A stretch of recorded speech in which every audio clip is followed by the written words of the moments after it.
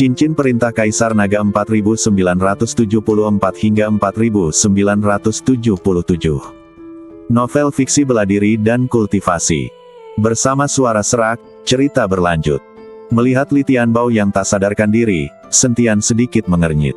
Dia bisa dengan jelas mengetahui bahwa Li Tianbao, dia sengaja tidak melawan dan bahkan tidak bersuara.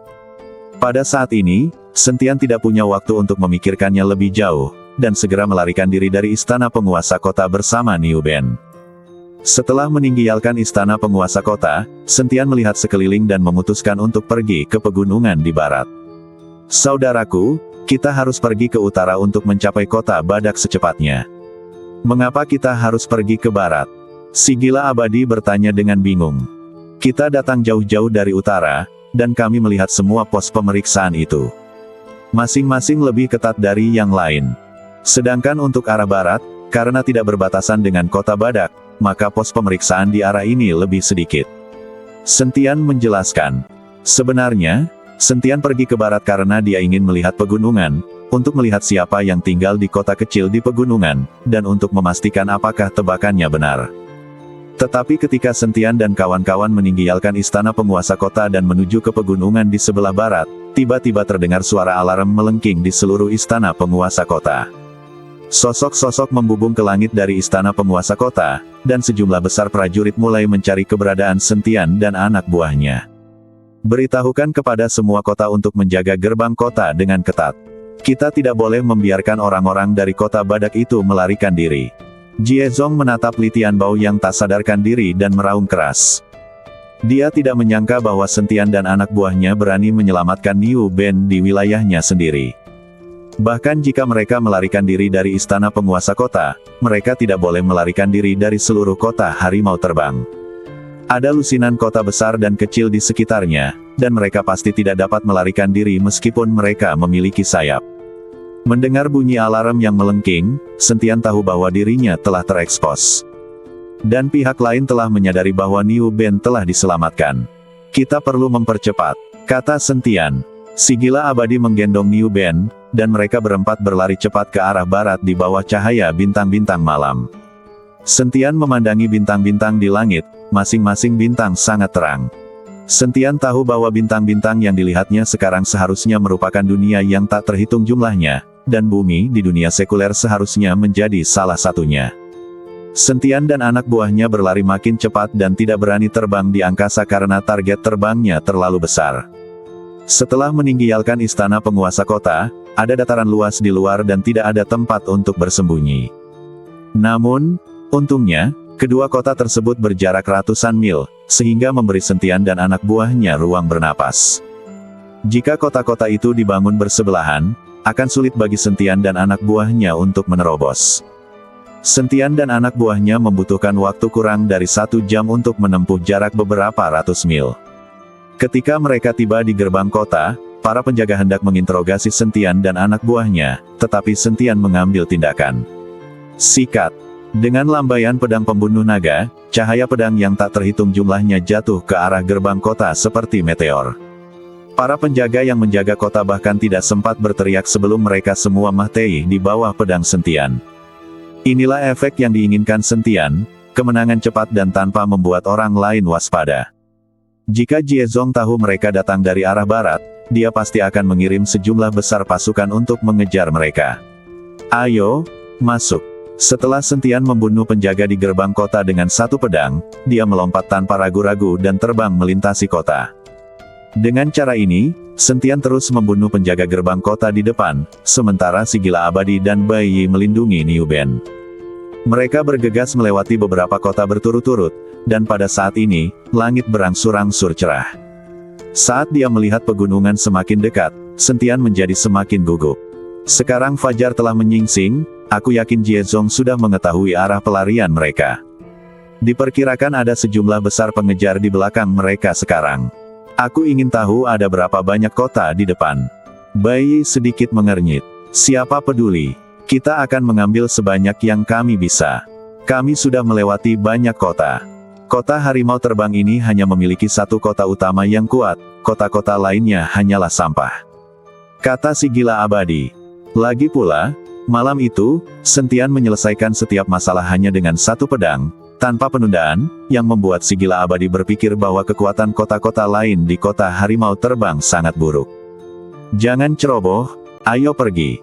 Sentian berkata demikian, dan mereka berempat melanjutkan perjalanan mereka. Namun tak lama kemudian, kota lain muncul di hadapan mereka, tetapi kota ini jelas jauh lebih besar. Meskipun tidak sebesar kota utamanya, ia lebih besar dari kota-kota lainnya. Yang terpenting gerbang kota tertutup rapat, dan di sekelilingnya diselimuti kabut abu-abu kecoklatan, sehingga tidak dapat melihat gerbang kota dengan jelas. Seluruh kota diselimuti kabut ini. Bahkan jika Sentian terbang ke udara, sulit untuk melihat pemandangan di kota. Sentian mencoba menyelidiki dengan indera spiritualnya dan menemukan bahwa kabut memiliki kemampuan untuk menghalangi indera spiritual. Jelaslah bahwa seseorang melakukannya dengan sengaja untuk menutupi situasi di kota agar orang-orang tidak mengetahuinya. Aneh sekali. Mengapa sepertinya tidak ada orang di kota sebesar ini? Aku tidak bisa mendeteksi keberadaan siapapun. Si gila abadi memandang kota yang muncul di hadapannya dan sedikit mengernyit. Seseorang sengaja menutupi suasana kota. Tampaknya kota ini dianggap lebih penting di seluruh kota harimau terbang. Jika kita ingin melewati kota ini, mungkin tidak semudah di awal. Bai berkata dengan ekspresi serius. Ada kabut di seluruh kota ini, kita tidak bisa melihat apapun, mengapa kita tidak terbang ke sana saja? Jika kita tidak bisa mendeteksi orang-orang di kota, maka orang-orang di kota juga pasti tidak akan bisa mendeteksi kita. Kata si gila abadi, kita tidak bisa melewatinya. Kabut ini terbentuk oleh formasi yang sangat besar. Bahkan jika kita terbang di atasnya, kita akan tetap ketahuan. Kita hanya bisa melakukannya selangkah demi selangkah sekarang. Kita harus menghancurkan formasi kota ini terlebih dahulu, kalau tidak kita akan berada dalam posisi pasif.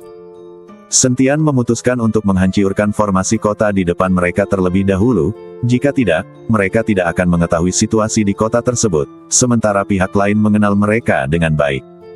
Jika ini yang terjadi, itu akan menjadi sangat pasif. Ketika Sentian dan rekan-rekannya tiba di kota, mereka mendapati tidak ada seorang pun yang menjaga gerbang. Tampaknya mereka benar-benar ingin menciptakan kota Mahtei. Namun, Sentian tahu bahwa tidak mungkin ada kota Mahtei di seluruh wilayah kota harimau terbang. Sentian menatap gerbang kota tinggi di depannya, dan perlahan matanya bersinar dengan cahaya merah redup. Saat ini Sentian sedang membuka mata Tianming, mata langitnya. Jika Sentian berhasil menghancurkan formasi besar ini sesuai aturan, mungkin akan memakan waktu lama. Dan belum tentu juga akan bisa dipecahkan, maka sekarang Sentian harus menggunakan mata Tianming untuk menguji formasi ini. Berdengung. Saat mata Tianming terbuka, penglihatan Sentian berubah drastis. Mata Tianming terbuka, dan kabut yang awalnya berwarna abu-abu kecoklatan perlahan menghilang di mata Sentian. Saat mata Tianming terus menembus lebih dalam, penglihatan Sentian benar-benar menembus gerbang kota dan memasuki kota. Walaupun formasi ini menghalangi aura dan tidak dapat dideteksi dengan indera spiritual, ia tidak mampu menghentikan mata Tianming. Sentian menoleh dan mendapati tidak ada seorang pun di seluruh kota, yang ada hanya prajurit berbaju zirah. Prajurit yang tak terhitung jumlahnya berbaris berpasangan, sebagian berlatih, sebagian berpatroli. Pada saat ini, Sentian akhirnya mengerti bahwa kota di depannya, yang tampak berbeda, bukanlah sebuah kota sama sekali. Harus dikatakan bahwa itu adalah barak besar kota harimau terbang. Para prajurit lapis baja itu dilatih di tempat ini dan kemudian diangkut ke berbagai kota. Pada saat ini, Sentian menjadi gugup dan berlari ke sana kemari, dan benar-benar berlari ke tempat yang paling berbahaya. Saat Sentian menyingkirkan mata langit, Bai Yi berbisik, menantu laki-laki, bagaimana? Bisakah kamu menghancurkan formasi sihir di kota ini? Tidak perlu menghancurkannya, ayo kita pergi ke tempat lain. Setelah Sentian selesai berbicara, dia berbalik dan pergi. Saudaraku, apa yang kamu lakukan? Apakah kamu takut? Si gila abadi mengejar Sentian dengan bingung. Bab 4976 Beristirahatlah. Sentian tetap diam, wajahnya penuh ketegangan.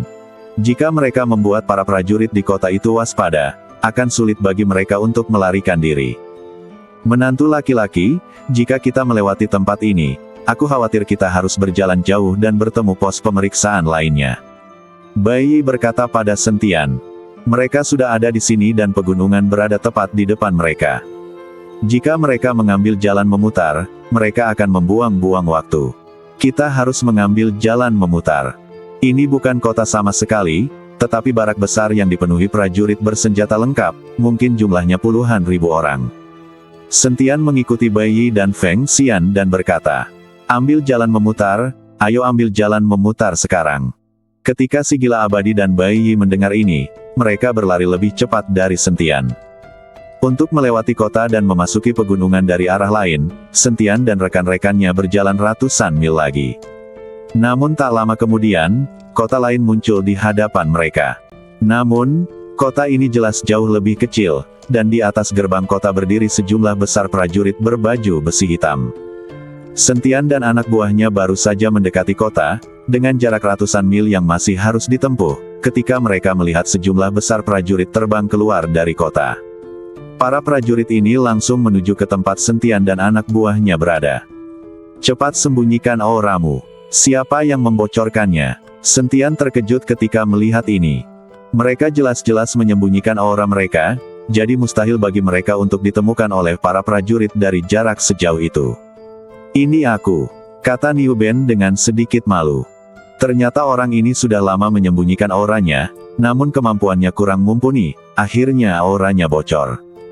Melihat ini, Sentian hanya bisa melambaikan tangannya, dan sebuah formasi penghalang muncul, menghalangi aura beberapa orang, dan kemudian dia dengan cepat meninggalkan posisi semula.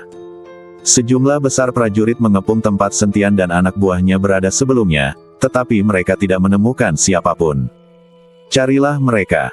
Mereka tidak bisa lari jauh. Kapten Zanbing segera memerintahkan anak buahnya untuk mencari kemana-mana. Sentian dan anak buahnya memanfaatkan fakta bahwa kota itu kosong dan mencoba untuk menyerbu kota dengan cepat. Tetapi ketika Sentian dan anak buahnya diam-diam tiba di gerbang kota, tiba-tiba sekelompok prajurit lain bergegas keluar dari kota. Kali ini, tidak ada pihak yang menduganya dan mereka bertemu seperti ini. Sikat. Sentian bereaksi cepat dan mengayunkan pedang pembunuh naga seketika, dengan ribuan energi pedang menebas ke arah prajurit di depannya. Para prajurit ini bahkan tidak punya waktu untuk bereaksi dan semuanya meninggal tragis di tempat. Sentian kemudian menggerakkan api di telapak tangannya, lalu ia menyalakan api dan membakar mahiat-mahiat itu menjadi abu. Jika tidak, begitu banyak mahiat yang tergeletak di gerbang kota akan segera ditemukan. Sekarang Sentian sudah menghancurkan mahiat-mahiat itu dan menutupi semua jejaknya, butuh waktu bagi pihak lain untuk menemukannya. Ayo, jalan. Beberapa orang terbang ke langit dan langsung menyerbu kota. Karena tidak ada prajurit yang menjaga tempat itu, tidak ada seorang pun yang memperhatikan keberadaan Sentian dan teman-temannya. Setelah melewati kota ini, pegunungan akhirnya terlihat. Pegunungan yang berjajar rapi itu tampak membentang sejauh mata memandang, dan ukurannya berkali-kali lipat lebih besar dari Gunung Tianmo di dunia surga dan manusia. Ayo pergi. Kota-kota di atas pegunungan ini jumlahnya lebih sedikit. Begitu kita melewati pegunungan ini, kita akan mencapai wilayah manusia binatang lainnya. Kita tidak perlu bersembunyi di sana-sini lagi. Sentian melihat pegunungan megah di depannya dan menghela napas panjang lalu berkata, membangun kota di pegunungan membutuhkan tenaga kerja dan sumber daya keuangan yang sangat besar, jadi jika menyangkut pegunungan, ukuran kota harimau terbang jelas jauh lebih kecil. Sentian dan rekan-rekannya bergerak cepat di sepanjang pegunungan, dan setelah menempuh perjalanan 1000 mil, mereka tidak melihat satu kota pun. Kakak Sen, bisakah kamu istirahat sebentar? Aku tidak bisa mengimbanginya, Niu Ben berkata sambil terengah-engah. Lagi pula, Niu Ben masih muda, dan tenaga yang terkuras dalam badannya belum bisa segera terisi kembali, maka ia harus istirahat. Baiklah, istirahatlah. Tidak perlu berlarian. Aku akan memeriksa bagian depan. Sentian hanya memasang formasi ilusi dan membiarkan si gila abadi dan yang lainnya memasukinya. Jika ada orang lewat, mereka tidak akan dapat menemukannya. Setelah menenangkan beberapa orang, Sentian menghilang dalam sekejap. Sentian berlari cepat menuju kedalaman pegunungan. Tanpa beban membawa Niu Ben, kecepatan Sentian jauh lebih cepat, dan hanya jejak bayangan yang bisa terlihat. Saat Sentian terus masuk lebih dalam ke pegunungan, dua kota segera muncul di depan matanya. Kedua kota ini mencakup hampir seluruh pegunungan, menghalangi jalan mendaki gunung. Hanya ada satu jalur antara kedua kota itu. Dan kedua kota ini seperti dua pintu. Setelah melihat pemandangan ini, Sentian semakin merasa bahwa kota kecil di gunung itu pasti luar biasa dan pasti ada orang penting di sana. Bahkan kota utama tempat Jie Chong berada tidak memiliki dua kota untuk menggemakan pertahanan, dan dua kota yang tiba-tiba muncul sekarang pasti melindungi kota kecil yang tampaknya tidak mencolok di pegunungan. Ada sejumlah besar prajurit yang berjaga di kedua kota ini, dan ada cakram besar di setiap gerbang kota. Sentian tidak tahu untuk apa itu digunakan. Tetapi jelas bahwa skala dan kekuatan kedua kota ini pasti lebih kuat daripada kota-kota lainnya. Yang paling penting adalah tidak ada jalan memutar dan mencapai puncak gunung. Apalagi banyak sekali prajurit yang berpatroli di kedua kota itu dan pertahanannya pun sangat ketat. Setelah mengamati sejenak, Sentian diam-diam mundur. Bagaimana? Bisakah kita menyeberangi pegunungan dan mencapai daerah ras binatang lainnya? Melihat Sentian kembali, Bai Yi bertanya pada Sentian. Sentian menggelengkan kepalanya dengan serius dan berkata, ada dua kota yang menghalangi jalan di depan. Kita harus melewatinya. Saudaraku, tidak bisakah kita memutarinya? Si gila abadi bertanya. Tidak, kita harus bisa melewatinya. Jika kita tidak bisa melewatinya, kita hanya bisa kembali, dan kemudian kita pasti akan dikejar. Kata Sentian. Menantu laki-laki, berapa skala kedua kota ini? Apakah mudah untuk dibobol? Bai Yi bertanya dengan cemas setelah mendengar ini. Tidak mudah untuk menerobos masuk. Pasti ada puluhan ribu prajurit di kedua kota ini. Sekarang kita hanya bisa berharap agar informasi mereka tidak berada di tempat yang salah dan kami dapat lolos begitu saja. Kata Sentian. Lagi pula, mereka semua adalah manusia binatang, jadi wajar saja jika mereka keluar masuk gerbang kota. Tetapi Sentian khawatir berita mereka sudah disebarkan ke sini oleh Jie Zong. Kalau begitu, mereka mungkin akan dikenali segera setelah mereka memperlihatkan kepalanya. Ayo kita coba, dan bersiap untuk bertarung. Bai Yi mengangguk. Keempat pria itu berjalan menuju kedua kota itu. Ketika mereka tiba di gerbang kota, mereka melihat sejumlah besar prajurit berdiri di gerbang kota. Masing-masing dari mereka memiliki ekspresi serius dan memancarkan aura dingin. Sentian menarik napas dalam-dalam lalu berjalan menuju gerbang kota. Berhenti. Sekelompok tentara menghentikan Sentian dan kelompoknya, lalu bertanya dengan suara dingin, dari mana asalmu? Kami datang dari kota utama dan ingin bertemu beberapa teman. Saat Sentian berbicara, dia sebenarnya mengeluarkan sekantong koin abadi, bermaksud menyuap kapten prajurit yang menjaga gerbang kota. Lagi pula, trik ini telah dicoba dan diuji di dunia sekuler, dan tidak ada orang yang tidak mencintai uang. Namun siapa sangka begitu Sentian mengeluarkan koin abadi, sang kapten prajurit mengernyitkan dahinya. Siapa kamu? Kepung mereka. Sentian dan anak buahnya langsung dikepung oleh sekelompok prajurit. Sentian tertegun sejenak. Dia tidak mengerti apa yang dimaksud kapten prajurit itu. Mungkinkah dia tidak puas dengan kurangnya koin abadi? Apakah kamu tidak puas karena jumlahnya terlalu sedikit? Aku masih punya sedikit. Berikan saja pada saudara-saudara untuk dimainkan. Sentian mengeluarkan sekantong koin abadi lainnya. Kali ini kapten prajurit tampak lebih marah. Kamu mempermalukanku. Kamu jelas bukan dari kota harimau terbang kami. Siapa kamu? Kapten prajurit langsung menghunus senjatanya. Saudaraku, tidak ada aturan seperti itu di ras binatang kita. Mengapa kamu memberi mereka hadiah? Bukankah ini seperti tamparan di wajah? Ketika si gila abadi melihat tindakan Sentian, dia terdiam. Bersambung.